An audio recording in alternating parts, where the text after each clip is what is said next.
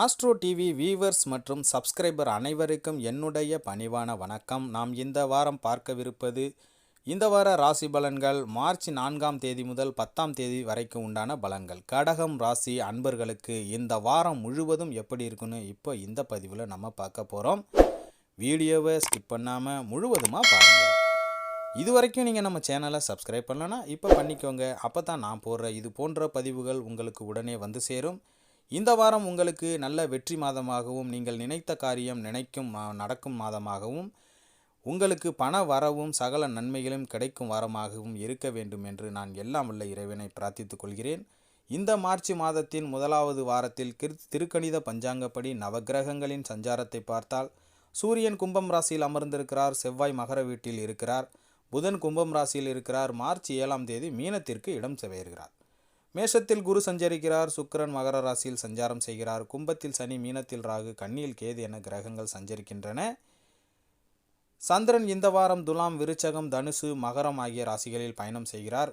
மீனம், மேஷம், ரிஷபம், மிதுனம் ஆகிய ராசிக்காரர்களுக்கு சந்திராஷ்டமம் இருப்பதால் நீங்கள் கவனமாக இருப்பது நல்லது.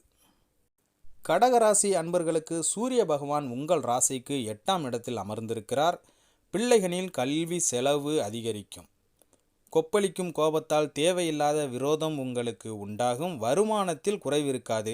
சந்திரனின் நகர்வு சாதகமாக இருக்கின்றன. வியாபாரிகள் கொழுத்த லாபம் பெறுவீர்கள்.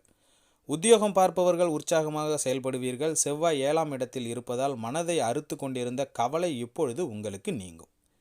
பிரயாணங்களில் நல்ல பலன் கிடைக்கும். குடும்பத்தில் மட்டும் குழப்பம் நிலவும். புதன் 8 மற்றும் 9ஆம் வீட்டில் அமர்ந்திருக்கிறார். குடும்பத்தில் குவா சத்தம் மகிழ்ச்சியை உங்களுக்கு இந்த வாரத்தில் உண்டாக்கும்.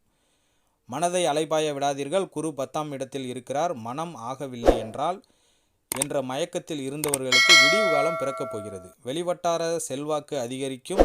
தொழிலில் புதிய சாதனை படைப்பீர்கள். சுக்கிரன் 7ஆம் வீட்டில் அமர்ந்திருப்பதால் வீடு கட்ட நிலம் வாங்கலாம் அல்லது புதிய வீடே வாங்கலாம். சனி பகவான் 8ஆம் இடத்தில் இருப்பதால் பெண்கள் விஷயத்தில் மிக எச்சரிக்கையாக இருப்பது நல்லது.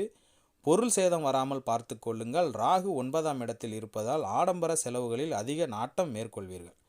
வெளிநாட்டு பயணம் மேற்கொள்வீர்கள். கேது 3ஆம் இடத்தில் இருப்பதால் சகோதரர் வகையில் மருத்துவ செலவு உண்டாகும். குடும்பத்தை பற்றிய கவலை இப்பொழுது உங்களுக்கு அதிகரிக்கும். அதனால் நீங்கள் சற்று கவனமாக இருப்பது நல்லது. அன்பர்களே, இத்துடன் இந்த பதிவு நிறைவடைகிறது. இந்த பதிவு உங்களுக்கு பிடித்திருந்தால் நம்ம சேனலை லைக் பண்ணுங்கள், ஷேர் பண்ணுங்கள், கமெண்ட் பண்ணுங்கள்.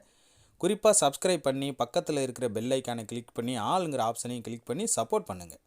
மீண்டும் அடுத்த பதிவில் நான் உங்களை சந்திக்கிறேன். நன்றி, வணக்கம்.